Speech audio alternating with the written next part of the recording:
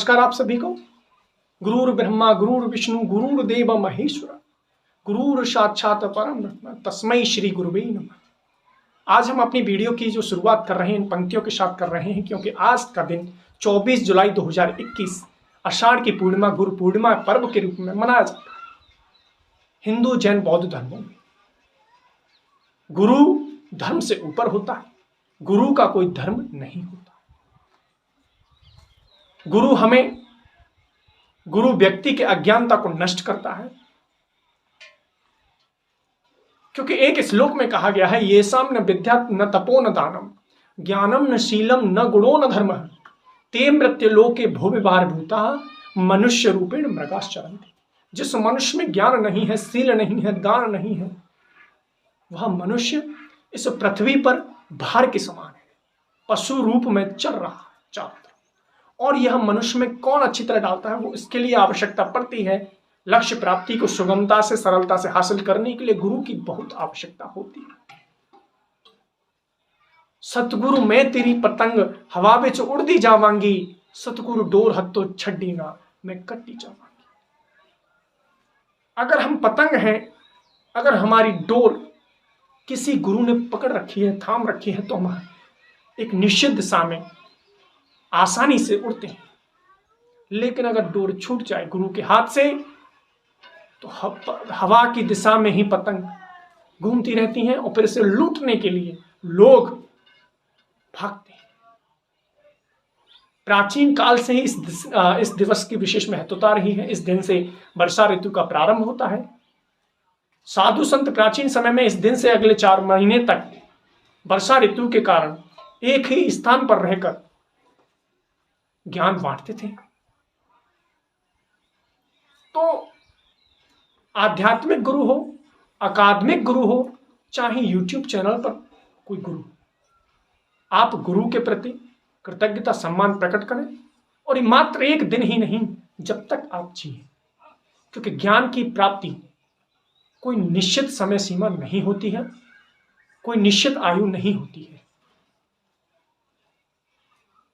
चाणक्य ने भी गुरु का स्थान पिता के समतुल्य, पिता के बराबर माना है, क्योंकि जब आप सफल होते हैं तो गुरु ही एक ऐसा व्यक्ति है जिसकी तरक्की, निपुणता, वो चाहता है कि मेरे से ज्यादा आगे बढ़े और उसे खुशी बहुत होती है।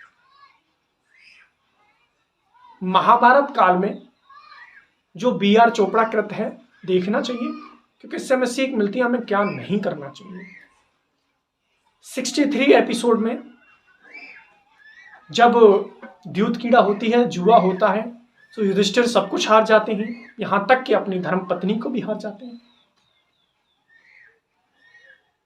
तो उन्हें 12 वर्ष का वनवास उसके बदले में और 1 वर्ष का अज्ञातवास दिया जाता है।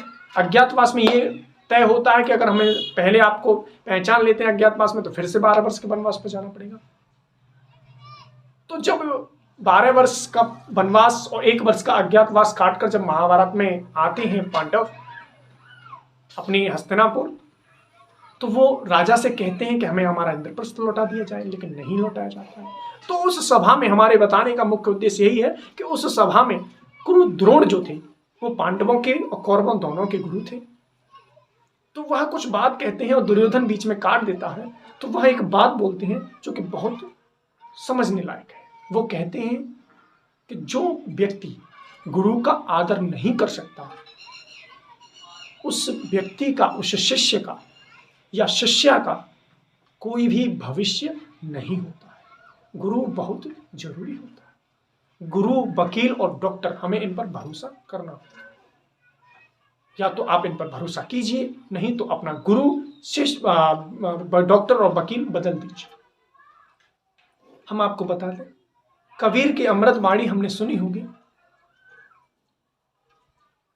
उन्होंने बहुत ही अच्छी अनुकरण करने लायक बातें बताई हैं।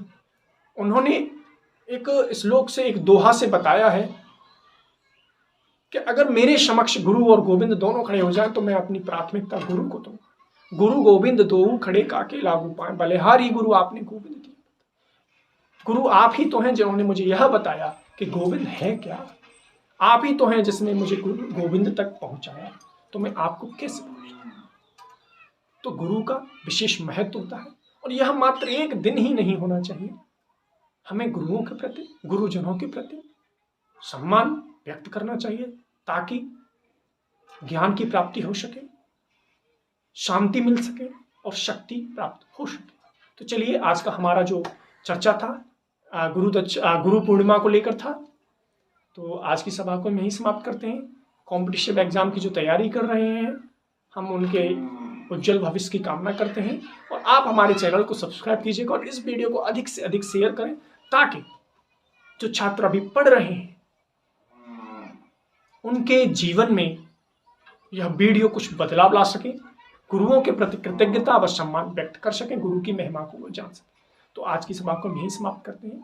आप सभी को, हम अपने गुरु को भी और आपसे कहेंगे, हम अपने सभी गुरुओं के प्रति आभार व्यक्त करें और सम्मान उनके प्रति रखें।